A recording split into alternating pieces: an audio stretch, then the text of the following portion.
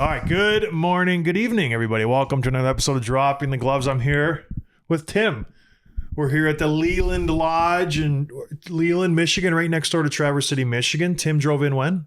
I drove in on Saturday afternoon. And it's our first in-person episode in 2 years since your house? Since the GLI, if you count that. The GLI. That's yeah, which is almost a year ago now. It is a year. Well, yeah, it'll be a year in December. So anyways, thank you all for being with us on YouTube. If you're listening to us on the podcast, check it out on YouTube. That's where we're posting all our interviews now. We're in Tim's lodge. It's beautiful here. Your uncle hooked you up. And so anyways, how you been, Tim? It's been a long time. I'm good. It's good to see you. You look exactly the same, just a little bit more gray. That's about a lot more gray. I just finished the Blackhawks thing and I was about to go on camera and I was just thrown back, astonished by how much gray hair I have, because you don't think about it until you're like, oh, you're going to have like thousands of people watching you. And I'm like, I'm totally gray. Absolutely totally gray. My kids see pictures of me like 5-10 years ago because they see him around the way. People will bring stuff or whatever. And they go, who's that guy? Did you dye your hair? It's just embarrassing. But anyways, it's good. We're back. There's lots of hockey to talk about. The season started. I did on my Chicago trip. You drove here. What's going on? What are we going to start with, Tim? Let's talk about Chicago. Your TV debut, officially, I guess. You've been on TV before, but the first time as a broadcaster, what was that like? It was all right. Yeah. It was fun. I drove down there. The thing was, it was just Bedard. And you know me. We're good friends now, and it's just it's just repetitive. I hate talking about something over and over again. It's the same storyline. That's all they wanted to talk about. It was just every agenda point, every point that had to be made was either started or ended with Connor Bedard. And it was just, I get it. It was our first broadcast at home. I understand it. But by the third period, it's just like, what else can we talk about this kid? They made a huge deal that he forgot his stick for warmups because they were in Pittsburgh and he went to the wrong room because Pittsburgh's funny how the dressing room is laid out. And he had to turn around and get his stick. And it was like huge news. They talked about it for 5 minutes on the broadcast. What was he thinking? What was the process? Did players play a prank on him? Is that okay to play pranks? Is it bullying? I'm just like, you guys, like just. But anyways, he's the new Taylor Swift. He really is. It's Beatlemania, it's Linsanity, it's Taylor Swift, all bundled into one. And I think they have to do that because when you look at the rest of their roster, and this is where it gets tricky because I'm employed by NBC. And I don't want to trash the Hawks, but after watching a game and looking at their roster and kind of digging into their team a little bit, there's not much there behind them. There really isn't. Taylor Hall didn't play, and it was a struggle for 2 periods for them to get something going. So it was a fun trip. They looked pretty good on opening night, I thought. And against, was it Pittsburgh? And then, coming down. But anyway, going back to Chicago, walk us through, like, what does a day look like what time do you get there? How long is preparation? Are you doing makeup? Are you nervous? Like, walk us through it. Well, it's a 6 p.m. start because it was a 7 p.m. Eastern time. So I got there at 4 and it's just bare bones. It's in the NBC studios, downtown Chicago. There's like 10, 15 people there. I got there a little early just to get the lay of the land, have some lunch. I got some Jimmy John's. I used DoorDash, by the way. It was fantastic. Nation Network, Nation 45. 25. Nation 25. That's our sponsor now. We'll get to that later. But and then I met Kaylee Chelios, my co-host, Pat Boyle. We kind of ran through our agenda. No makeup, no people who do that for you. I did my hair, like I said, counted all my grays. And I broke down a tape. They asked me if I wanted to break down on anything. I thought the first goal for Bedard was interesting. It was just kind of showed just how comfortable he is and then how their line was meshing with Donato and Taylor Hall. It was a good goal. So I broke that down, put some graphics on the tape, and then we finished that. And then we did a pre-tape thing because it was Hockey Night in Canada.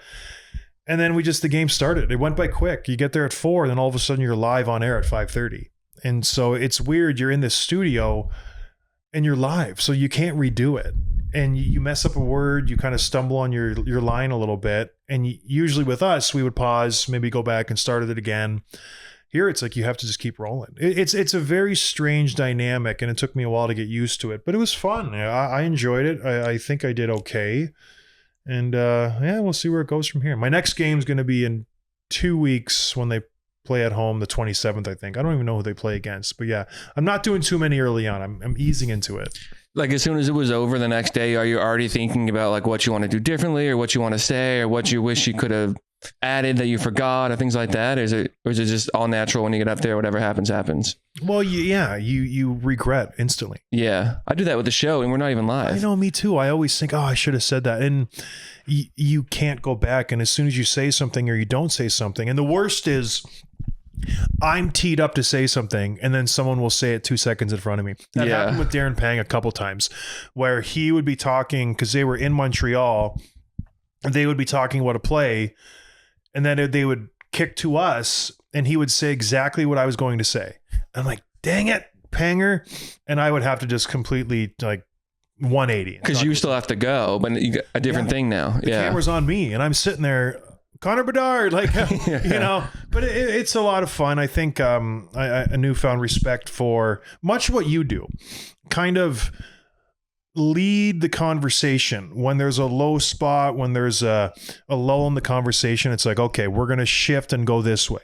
And I think the guy who does it with us, Pat Boyle, is a pro. Yeah. And Tim gets my cues because I'll say like, all right, what are we going to talk about next? And this and that. And we have our little tells and it's very helpful, or else there's just dead silence. And it's like, okay, what are we doing here?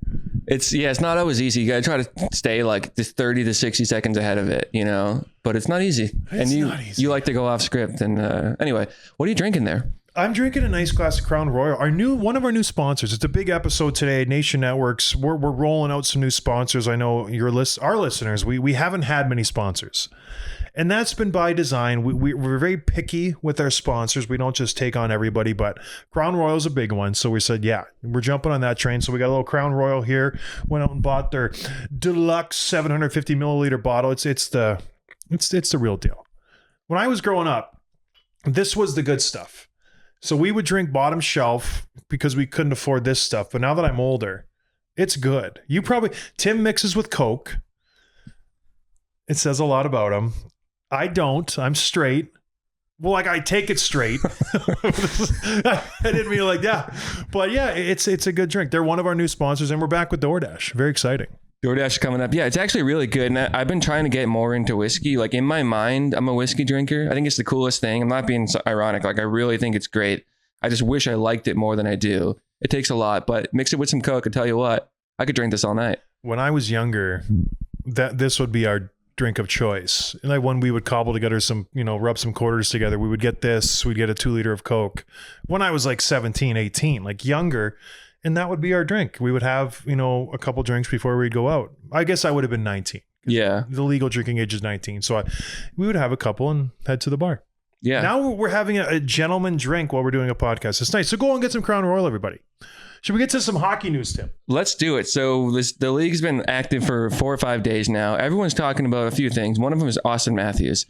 He's played 2 games. He has 2 hat tricks, 6 goals already. Last year, I think it took 12 games for him to get to 2 goals. And then he did it in 2, in less than 1 for the first one. How's he doing it so far? Well, I don't know if it's just his health or he's just feeling better. Last year, he was coming off his wrist injury. He was fighting something all year, it seemed, because he wasn't himself, and he still put up 40. Yeah. So for him to come in and get 6, I don't know if it's just because they played the Senators and he's, Korpisalo's not feeling it so far, but I tell you what, is he the greatest goal scorer in the last 10 years? Because when you look at when he entered the league in 2016, has he taken the baton from Ovechkin as the most dangerous threat, from Steven Stamkos, from these guys who were known as just a setup shop shooter? They're not a shooting off the rush. They're not this and that. They're not a playmaker. These are legit snipers where you put them in the spot and they just fire away. That was Ovechkin for 10 years. We all know where he went. Is Matthews now the guy when it comes to scoring goals? Yeah, he has to be, because it's not just because you think about last year, he was hurt, not quite himself. And then you think about like 2 years ago, we were asking a lot of our guests, Matthews or McDavid, right? And then we took that question off the agenda because it seemed silly. Mm-hmm. It was like, there's not a conversation anymore. It's McDavid and everybody else, but Matthews wasn't his best. And now he is. And you talk about just like the goals that he's scoring, the confidence that he has. He's so strong on the puck. He can do anything with it. And you said last week or a couple of weeks ago, McDavid will probably end up leading the league in goals. But if you have one guy shooting the puck with the game on his stick, you want that Matthews to take that shot. Well, it's Matthews. I think it would be interesting to go and look at how many scoring chances people get and the amount of times that they convert on those chances, because I guarantee you McDavid outpaces Matthews in total chances, grade A chances. Probably for every 3 of McDavid, Matthews might get 1.5, because McDavid puts himself in a position to score so many times, but he can't finish. So let's be honest. His first couple years, he was terrible on breakaways. He would get them all the time. He would miss them. He had an okay shot. He has really grown his scoring game throughout the years, whereas Matthews came in and the guy was lethal. First game gets 4 goals. Like, he was a bona fide goal scorer the minute he stepped on the NHL ice. Yeah. So in my eyes, when you're looking at just straight goal scoring, that's Austin Matthews. But McDavid will score more because he's a better hockey player. He is your dog. So Tim's dog is here, and this is twice now. I'm wearing open-toed shoes. He sits down right on my toes, so his bum hole's like right on my toes. Okay. I don't know if it's some sort of thing with him or what. His name is Levi. You don't have to say Tim's dog. You can address him. He's right here in front of you. Talk to him when you're talking to him. Why are you putting your butthole on my toes? That's what I want to know. It's happened twice. His tail's wagging. Well, okay. Sticking on the Leafs for a second here. Now he's on mine. They're 2-0. Yeah. Ryan Reeves, 2 games, 2 fights. Love it. Yeah, he's having an impact on the roster right away. They're all a little bit taller. You know what I mean? When he's on the ice, and he's fought. I mean, Foligno and Jack Guy are both like, they're among the better fighters in the league right now. That's where the league is gone. And so, what does he add to that lineup? Well, I think I was talking to Carlo Koliakovo, desperately wants to be friend of the show, about Ryan Reeves, and I just told him, I said, this is who Ryan Reeves is. He's going to make your team better, and this is why you pay him all this money. They gave him $1 million, and I was joking with Ryan that he's overpaid, but this is why he will be good. The Toronto Maple Leafs the last 4 or 5 years have tried to add that toughness, but I think they've done it. You know, I don't want to say washed up or second-tier tough guys with Wayne Simmons and Kyle Cliffords and these guys, Zach Bogosian's on the back end. Those guys are great. They tried to maybe mix the two. Oh, you know, he's kind of tough and he's going to skate a little bit. He's going to be a good player. It hasn't worked out at all. Wayne Simmons was a complete failure. Kyle Clifford's now in the AHL.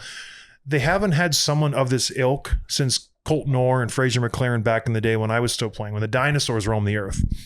Reeves is able to keep up in the play. He's not a liability defensively. He can get it on the forecheck and bury guys, and we saw that his first 2 games. The reason he's getting in fights, that one fight versus Arbor Jack Guy, he buries someone at the neutral zone. He comes in, does a great forecheck, buries a defenseman, and Jack Guy's forced to come over and address him and fight him. Jack Guy didn't want to fight. I did a breakdown of it, and Jack Guy's just trying to throw Ryan to the ground. That's all he wanted. And the reason with the Marcus Foligno fight, he buries somebody. Who'd he hit? From Minnesota. He buries him center ice. Marcus comes over to address the hit, and then Ryan beats him up. So he buries somebody on Minnesota. He beats up Marcus Foligno, and it's a win-win. And the Toronto Maple Leafs, like you said, they have nothing to worry about. It's a different thing when you have someone in your lineup who you know can beat the tar off of anybody in the league on any given night. Whereas if you had a Kyle Clifford, top 15, toughest guy in the league, maybe.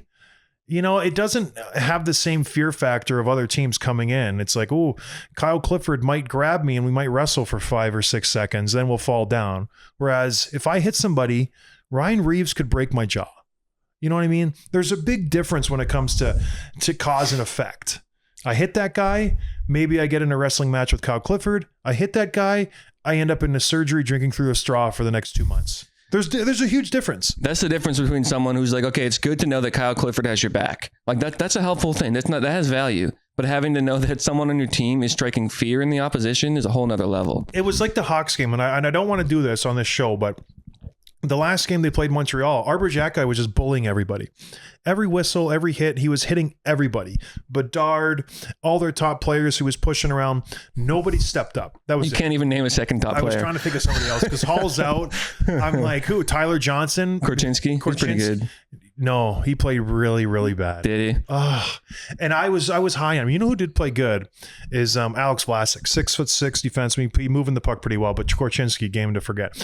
But back to my point, Jack, I looked at Chicago's lineup. He goes, okay, you got Jared Tenorti. He's 6'6", soft as, baby food. You got Vlasic, 6'6", not terrified of him at all. The toughest guy on the team is probably Nick Foligno. He did what he wanted. He pushed people around before the whistle, after the whistle, during the play. He was just at will controlling everybody physically, and no one stepped to him at all. So if they have me in the lineup, Chicago, a prime John Scott, Jack Guy's not doing that. You know what I mean? So it changes the game. It changes the tone. And Ryan Reeves, he sets that tone for Toronto. I'll never forget one of my first weeks in Buffalo when I went there. I was there to protect Ryan Miller. Thomas Vanek came up to me out of nowhere, unprompted, and he said, "I'm so glad you're here. I'm having the best season of my career." Just because no one's touching me anymore. He used to get hacked. He used to get slashed, held, chirped, this and that. He could skate free. And he had a career year when I played there. And it's just because guys know, and I talk about this all the time, the fear factor is real. You can't not feel it when you step on the ice and you see Ryan Reeves warming up and you're a tough guy. You're like, damn, okay, I might have to fight this guy. And it changed how I played. And I was one of the bigger dudes. So there's no one big in the league anymore. So if you see Ryan Reeves across the ice, it's like, I'm not going to finish that check. Why would I push someone in the scrum knowing Reeves is right there beside me? So it just makes everybody behave. And Toronto's scoring at will now. I think they got 13 goals in 2 games. Ryan Reeves has chipped in a little bit offensively. I think he has an assist, 2 fights. He's playing great. You watch. You'll have a couple more fights in the first 10 games, and then he'll coast because everyone will be scared of him. So sticking in with Canada for a minute, the Canucks are 2-0 as well. They looked really good. Brock Besser scoring goals. Pettersson's putting up points. Every year, at least the last 3 or 4 years, the problem has been the slow starts to the season. That's been their issue, and then they have a lot of trouble making up that ground. They can finish strong, but they just have too much ground to make up. Only 2 games in, so it's only 2-0, but what have you seen from their start so far? The goaltending has been solid. Thatcher Demko started that first game. He left. I don't know why. I don't know what injury he has, but Casey DeSmith came in. He's played solid. The forwards have been great. JT Miller, Pettersson, like you mentioned, Brock Besser, they've been solid, and they're playing. Here's the thing. Is it a good Vancouver team, or is it just the Oilers are slow starters? Because they played Edmonton both games. I don't know. I didn't really watch either game because it's West Coast, Tim. It's late. But I saw some of it. Edmonton looked really, really lackadaisical. Their goaltenders looked bad. They outshot Vancouver the second game 40-16. Stuart Skinner let in 4 goals on 16 shots. So I don't know what's going to give, whether Vancouver slows down and it's just the Edmonton Oilers are having a bad start, or they're that good. Who knows? But if you kind of buttress and dovetail together a good start with Vancouver, together with how they've finished the last 3, 4, 5 seasons, they're a playoff team. I hope so. It's good for hockey if they are. It is, but then you lose out on like the excitement at the deadline of them. Are they going to get rid of JT Miller? What's Pettersson? He hasn't signed a long-term deal yet. What's going to happen with Vancouver? Are they going to blow it up? When you look at their roster, they're good, but all that aside, they do have one of their better players who has trade rumors swirling around him. Who's that, Tim? Connor Garland. Why is he always on the market? This is a good 2-way player. What are they saying about Connor Garland? Well, the things they're talking about right now, he's on the trade market, and the price isn't very high. Ideally, they want to open up to like $1 million or $2 million in the cap space. That's what they're trying to do. So they're being realistic about their return. The teams right now interested are Columbus, Nashville, and Winnipeg. So why? Why are they trying to open up this cap? He doesn't want to be there. I don't know if he's formally requested it or not, but I think he did, because he was asked before the season started about not being traded over the summer. And he's like, it is what it is. I'm paraphrasing, but it is what it is. I'm here now, and we're going to play some hockey. That's basically what he said. If you're a GM and a player brings that to you, how aggressive are you trying to trade him? Because do you feel like, because he said it in the press publicly, obviously, so people hear about it, do you just give in to the player and right away, I'm going to start shopping him? Or do you play hardball and say, this is my team, I will decide who gets traded and who doesn't get traded. You don't get to dictate what happens to you. Be a professional, play the game, and if I want to trade you, I will, but it's not up to you. Yeah, well, it also hurts their bargaining power, right? You know what I mean? So like they said, they don't expect to get very much, but would you bet on him being traded? If you were a betting man, if you were betting on sports? I would. He's a valuable piece. I think people underestimate how good he is in an all-around game. He's one of those greasy players who people just despise, and he puts points on the board. He's a poor man's Brad Marchand. A very, very poor man's Brad Marchand. But I wouldn't trade him. If I was a GM, I'd say, suck it. You're here. We're winning. This is a good team. We have a good situation. You're staying. I like what the Colts GM does, Jim Irsay, or is that the owner? The owner, yeah. Couple times now, players have held out. Oh, we're not. He's like, okay, and then just sit there. Well, I'm not going to pay you. You're not going to force me to trade you. And just sit there. And so I like that kind of mentality where you signed on to play here, you honor your contract, and then we'll negotiate when your contract's done. Until then, you show up and you do your job. Did you see that quote from Quinn Hughes last week about losing? And then now they're 2-0. Yeah. I don't have it in front of me, but he's basically just saying how he's just so sick of it.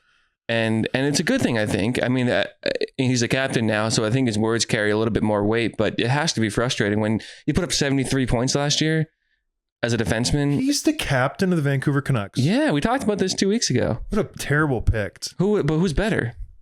Probably nobody, but wow. No, he's the pick. Is he not JT Miller? I don't know. I don't know. Friend of the show, JT Miller. Friend of the show. But yeah, I like that talk. It's very good to hear kids saying that, because I think we become too complacent with just like, next year, the Leafs, that was their calling card for years. Well, he's going to watch his two brothers make the playoffs every year, right? And he even said that in his quote, like, I don't want to be on the couch watching my brothers play. Brady never said that.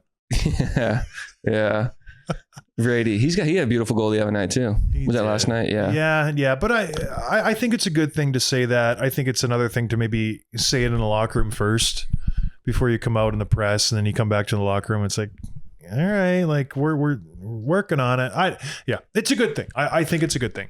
If I were to bet on the Canucks making the playoffs, do you feel like I would win, or would I be donating 25% of my losings to charity? Well, it only depends on if you're signed up with Give Better, because of the only spot that gives you 25% on all your losses. And I tell you what, a lot of people lose. Just say I bet 4 times, I'm going to lose 3 of them. That's the going rate for betting. Not everybody's a savant like Tim who just nails everything. But you can't be like Tim. If you're more like me and you need some help, go to Give Better. You place 4 bets, you lose 3. Guess what? On those 3 losses, you give 25% of your losses to charity. And it's huge. Charity of your choice. Tax deductible in most spots. You got to check it out based on your state or province. Tell them we sent you. Go to givebetter.com. It's super easy. I don't know why everyone would do it. It's going to be huge. It's live in Canada now, coming in the new year in the States. It's going to blow up. It's going to blow up. What's not to like? So nothing's not to like. So check them out. Tell them we sent you. Gosh. Yeah, do it.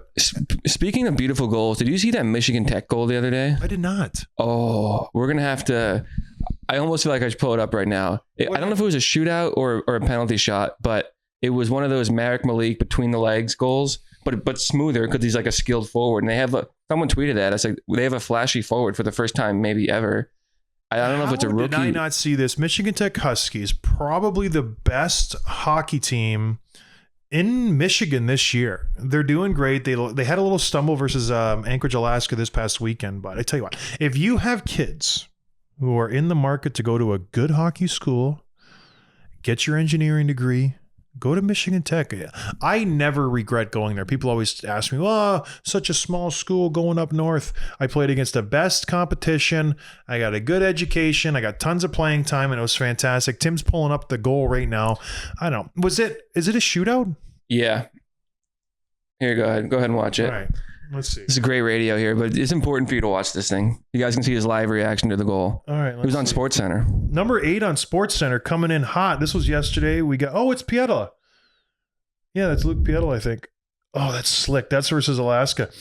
And yeah, I think that's a normal goal these days. Your phone's so light. Thank you. It's a normal goal. It's just he just fakes backhand, goes back between his legs on the forehead. It's a good goal. So let's go back to Canada for a second. The Oilers, not so great. 0-2. And it's weird because McDavid only has 3 points in 2 games. Same with Draisaitl. Same with the Nudes. They all have 3 points each, but it feels like a slow start for them because they're losing. Here's the thing with them. They let up a lot of goals. Oof. Both of their goalies, Skinner and Campbell, each have a 775 save percentage to start the year. What do they have to do to right the ship? They got to get a new goalie, don't you think? Yeah. Well, Skinner was so good last year, but he's so young.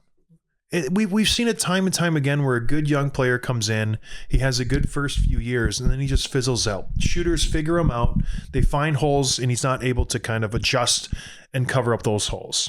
Tristan Jarry comes to mind. Carter Hart, Matt Murray. It happens quite a bit. Shooters just need to find one weakness, and you're just getting lit up left and right. Binnington. So we'll see what happens with Edmonton, but your team is too good to not address this. And I think the big issue is just Jack Campbell makes so much money. I think he makes $4 million a year, $5 million a year. You can't come back from that. You can't send him down to the minors because you end up eating a bunch of that cap. No one's going to trade for him. You're stuck with this guy for another 2-3 years. Yeah. So you're just going to have to, deal with it. Yeah, I mean, again, it's only a couple games, so I mean, we don't want to overreact, but this was the problem that we knew going into the season, and they did nothing about it. Partly because there was nothing they could do because, like Campbell, like you said, and Jack Campbell he was like a popular pick for like a bounce back season. A lot of people kind of had him like surprising people and winning the job back and having a great year, but so far not so good. It's 2 games, and we can't rush to conclusions, but it's not good. It's concerning. If I'm Ken Holland.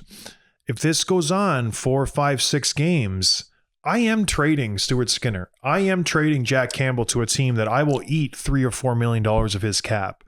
But what GM in their right mind would take on a Jack Campbell?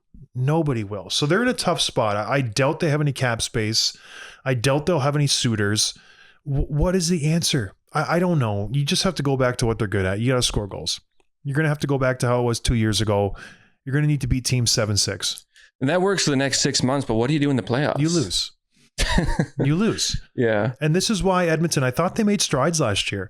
Skinner played well. Their defense, they made some great moves. They bring in Larson. You bring in Ekholm. You have Nurse. You have these good young defensemen in Evan Bouchard. Kulak is a good defenseman. I thought they were going to turn the page this year. And it's 2 games. So it's early. But if they can't figure this out, Tim, it's going to be a long year. Bruins are 2-0. Yeah. Are you buying into it? Well, no, because they beat the Chicago Blackhawks. And who else did they beat? Nashville. Two subpar teams. So, again, much like the Edmonton Oilers, let's just play the waiting game.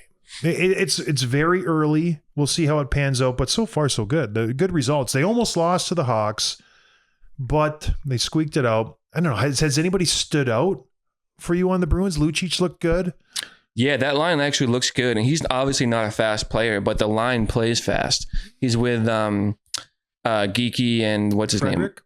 name? Yeah, I think so. But they're mixing it up all. They're still figuring it out. It's basically a whole new group. Yeah, the first couple of weeks, everybody's trying to feel themselves out. There's really hasn't been one team that stood out, minus the Vegas Golden Knights. I feel like they are the class of the Pacific, or the class of the Western Conference. They will coast to a first place seed, I think, this year. What was week 1 or even month 1 like for you in your career? Like, did you? Well, I tell you what, people just think it's a throwaway couple weeks, but it's vastly, hugely important. When you look at the end of the year, teams are losing out by 1 point, 2 point, 3 points. I remember my first or second year in Minnesota, we were in a massive playoff chase. We were one of 3 or 4 teams for that last playoff spot.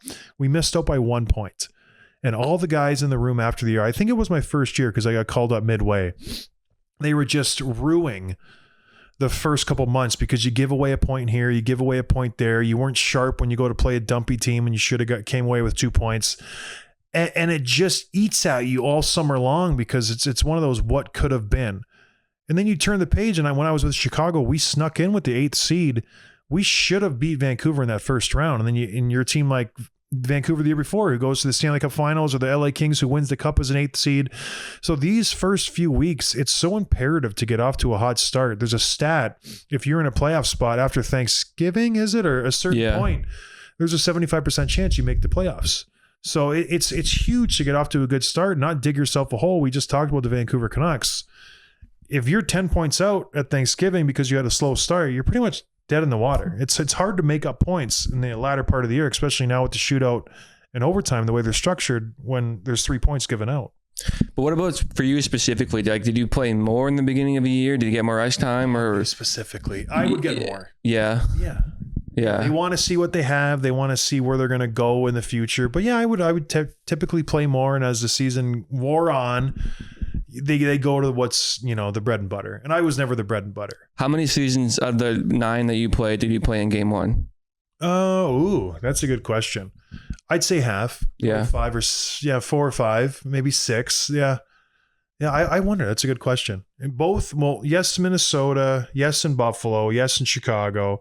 It was weird in Chicago because they were raising the banner, and you just always felt that first year in Chicago was weird. We go to the White House, they raised the banner. You were at the White House? Yeah, met Barack Obama, Michelle. What do you Obama. do in the back room or what? Yeah, we're in there. I'm like, everybody steps forward who won the cup, and it's me. I'm like there with Victor Stahlberg. We're just like, hey. But wasn't he there the year before? No, he won it the next year. Okay. Or 2 years later, but I didn't. I was in between. Yeah. But yeah, it was just weird. So yeah, I guess I played in the game one and maybe more than half. Yeah.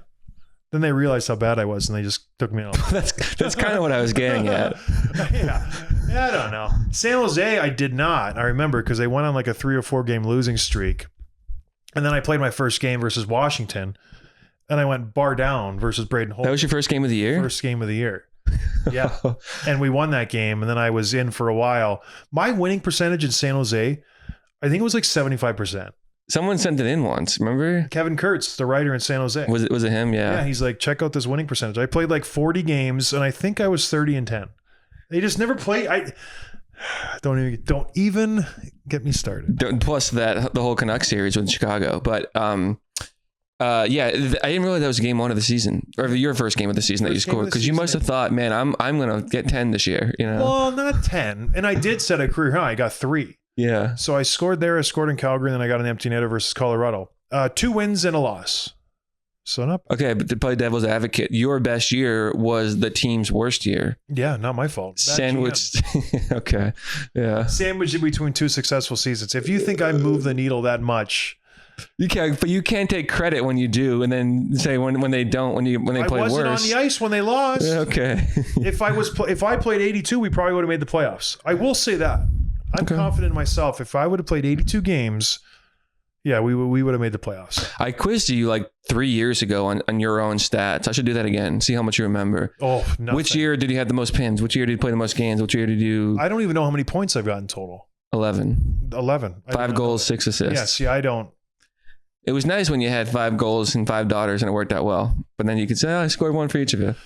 But then the family got too big. Imagine if I have 11 kids. 12. Which one is a goal? Which one is assist? I'll tell you right now who my favorite is. Yeah. Yeah. Why don't we rank your kids? I could. People always say, I don't have favorites. I definitely have favorites. Does it change? Yeah. Yeah. But well, it changes, but I definitely have a bottom. Yeah. I know. The bottom doesn't change. Yeah. Yeah. And it's not that I don't love them all, but I just like, one gets on my nerves all the time because I think she's just like me. You can love them the same and like them differently. I think that's okay. You love them all, and it's just like you're everybody. Yeah. Do you want any more Crown Royal? I'll take a little bit. Yeah. Do you need a little more Coke? Why not? No, let's do it. Wow. Growing some hair on your chest. I don't want that much though. Did you see Jeff Petry's going to be a healthy scratch in Detroit? Wow. Why? I just saw the tweet a little while ago. Well, Detroit has been playing well. They came out hot, beat Tampa Bay in their first game. Alex DeBrincat gets 2 goals or 3 goals, I want to say. Am I wrong on Detroit? Because I've been critical of them all offseason, saying the Yzer plan hasn't worked. He's been bringing in bad contracts. It was a mistake getting rid of Bertuzzi. His draft picks, other than Mo Seider, have been suspect. Am I wrong? Too soon to say. They bring in JT Compher. They signed David Perron. They signed Andrew Kopp. All good players, not even close to the best of their class. Maybe overpaid on the back end. He brings in Ben Sherratt. He brings in the guy from Toronto. Was it Justin Hall? Slower defenseman. I don't know. The reaction when we posted that a few weeks ago was either you're wrong or you're right, but it's not his fault because of their bad draft lottery results.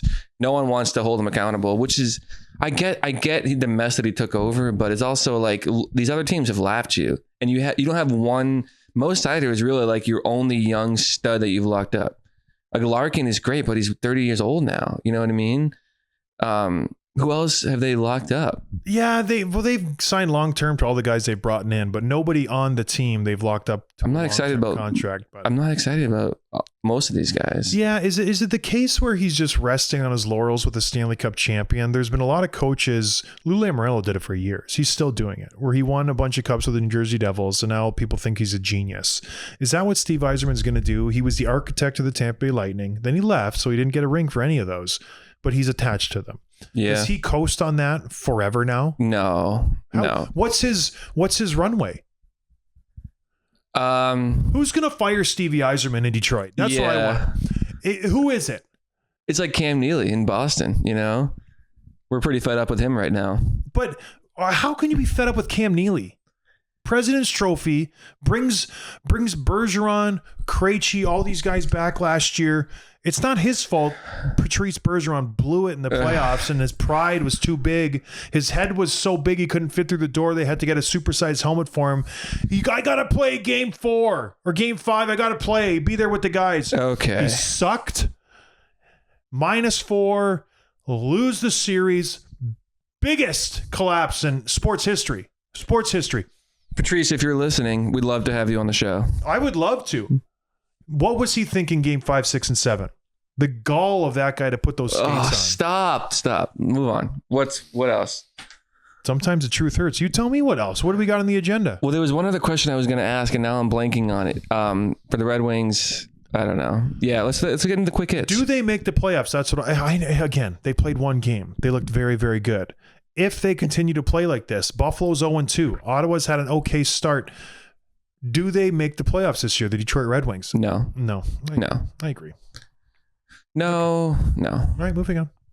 Yeah. Let's get into some quick hits. All right, brought to you by who, Tim? DoorDash. Ding dong. Ding dong, DoorDash is here. Quick delivery with DoorDash. I'm very excited. When I use DoorDash, I use promo code NATION25. And guess what? You get 25% off. You get free delivery, only in Canada. But you get all those great things, hopefully coming soon to our USA listeners. I apologize, but one day it'll be USA included. But for those of you in Canada, use NATION25. You get 25% off, free delivery. Now let's get to the quick hits brought to you by DoorDash. Quick delivery. That's NATION25, all caps, by the way. Some sad news. Kirby Dach, injured. I thought you were going to say someone died. His season might have died. So we don't know what's up yet. It's quote unquote not short-term injury. It's quote unquote significant. We don't know all the details yet. Slavkovsky was asked about it because he must know more being in the room, and he said in Russian translated, not Russian, where is he? Whatever. European. European. But he basically said like, yeah, it sucks that, just your body's failing you. Kirby Dach, we don't know what the deal with him, but pretty sad news for him. Saw the hit, and he gets buried by Jerry Tenorti. He throws him over the boards. That was the hit that you heard on? Very unassuming, because he kind of just landed on his keister on Seth Jones' lap. I don't know what he could have twisted or pulled. It looks like when he was going off, he was laboring on his right knee. He was kind of favoring that side, so hopefully it's nothing serious. Maybe it was just an ACL tear. Who knows? And he's out for the season. But yeah, that's tough luck. The guy had a good year last year, bouncing back from a poor Chicago showing. I don't know. It is sad news. Yeah, sad news. Poor Kirby. The next one here, and the final one, Devin Tays signed a contract extension, 7 years, $7.25 million in Colorado. Honest reaction to the deal. Is he the best Robin to a Batman? So he's okay. So Mike Kelly, the analyst, he's like this. He's known as a stats guy before. No, I don't. He says that Tays is probably a top 3 or 4 defenseman in the NHL. Oh, all the advanced analytics are behind him for that. He basically says like he'd be number 1 on a lot of teams. He's number 2 because he's playing with Kale. He's a perfect player for Kale. But when you look at the all situation stuff and the decision making and the hockey IQ and all that stuff, he ranks him that highly. I don't think you do based on the face you're giving. Well, how much of that, because the advanced analytics, they take into account zone time and this and that. Yeah, Corsi. How much of that is because you're skating next to Cale Makar? Well, I think they're able to isolate that stuff using the numbers, but again, you have to believe it. This is also the advanced analytics that took that picture out of the Toronto Blue Jays a couple weeks ago. So dumb. I could go on and on about that. You leave him in. He's the best pitcher you have. Yeah. But anyways, I think it's a good deal. It's a fair deal. He obviously knows what he's doing. He's a good safety blanket for Cale Makar, and it's a good deal. I think all of these long-term deals for these proven defensemen are going to look really good in 3-4 years. Yeah. The cap is going to continue to rise. I think there's going to be more money in the system. It wouldn't surprise me if we're poking near $100 million come 2028, 2029. And these deals will look really, really good. So good for Devon Toews. I think this is smart for Colorado. I don't think they're a contender in the West right now. Oh my God. Come on. For a Stanley Cup. Come on. I said it like 2 weeks ago. I know. I don't think they are. I think they're missing some pieces up front. Their offense is not that dangerous. I saw it like a headline that just made me chuckle. It was like, I think this is the time for Jonathan Duran to clean up his act and find himself.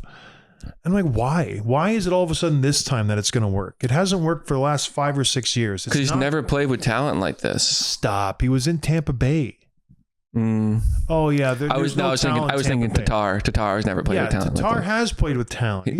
Not this talent. Yeah, it's just maybe it works out. Maybe it does. I just don't think it will based on track record. So I don't think they're not as good as Vegas. Not even close. I don't think they're as good as Dallas. I don't think they're as good as Edmonton. They'll get their act together, and they're not nearly as good as Vancouver. Okay, I take issue with that one. Vegas 3-0. Yeah, they're looking pretty good. Good. Hill, I got him on my fantasy team. Speaking of Cale, did you see that hit he laid on Jordan Stahl? No. Oh, good hit. Clean hit, shoulder right to like the face, basically, because Jordan leaned forward a little bit, but he was skating right into him, and he dumped the puck, and he just thought he was safe. He thought Cale wouldn't step up, just but like he did. Louis Eriksson did when I buried him in center ice. You got it. You can't follow your dump. Elbow to the face. Can't follow your dump, kids. When you dump the puck in, you have to protect yourself. Get ready for the hit. 1, 2, 3, 4, 5. Then you move on. One more thing. Let's talk about the Stepan interview a little bit. Oh, we forgot about Steps. Usually we lead with that. Yeah, Derek Stepan.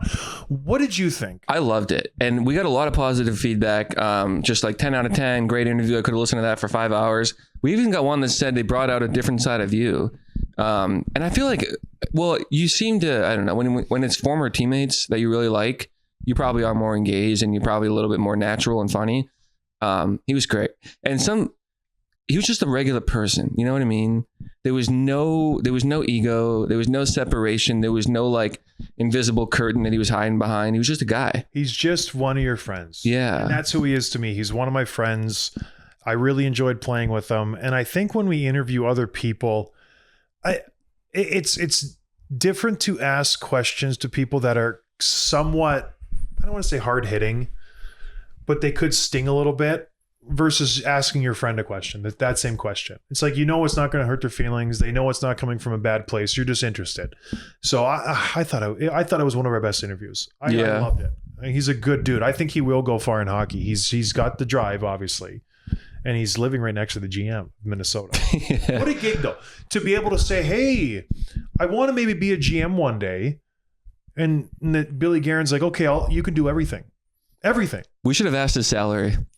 I know. I thought of doing it too. Yeah. What do you think? Is it 6 figures? Obviously, it's 6 figures. It's probably in like the 200 range. I was thinking 250. Yeah. Imagine that. No. Just like getting out of the NHL and just saying, you know what, I want to be able to go to golf in Scotland every couple months, and I want to be able to go to Arizona in the winter. It's a quarter of a mil. I'll pop in and out. He has 3 kids, right? Is that what he said? Yes. He was golfing in Scotland for 11 days. Correct. Could you pull that off? No. I barely can go to Chicago for one night without I drove back after the game. So we finished the game, and I'll try not to talk about this. I don't want to combine the two entities. I'm going to try to separate, but I thought this was funny. I finished the game, and Kaylee and Pat, my co-hosts, are like, "So you're going to spend the night? What's the plan? You got friends here?" I'm like, "No, I'm driving back." And we finished up at 10 p.m.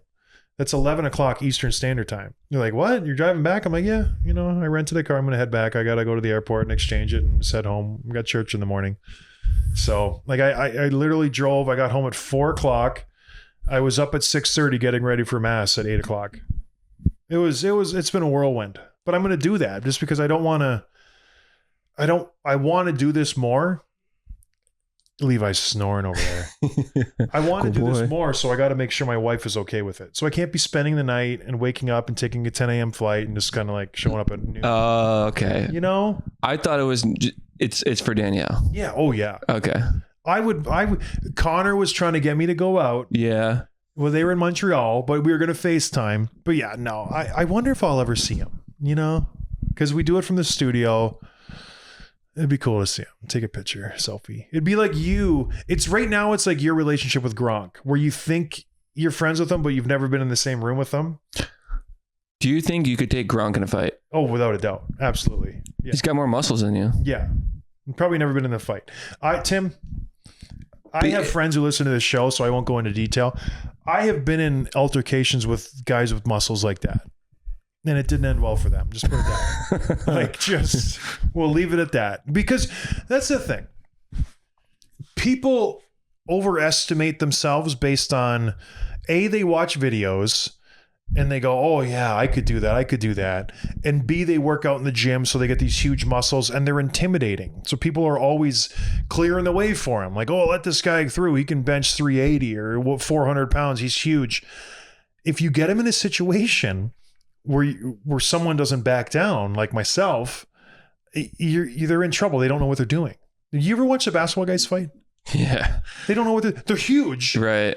The punches are rainbow punches, and you could hit them 4 times by the time their punch hits you. And so, yeah, I've gone down Main Street on a few guys, just right down the pipe. What's the number one thing that says you would beat them? Is it your ability to take a hit, or would he even hit? Would he connect with you? Maybe, probably. I don't know. Maybe, but he wouldn't. I don't think it would. Okay.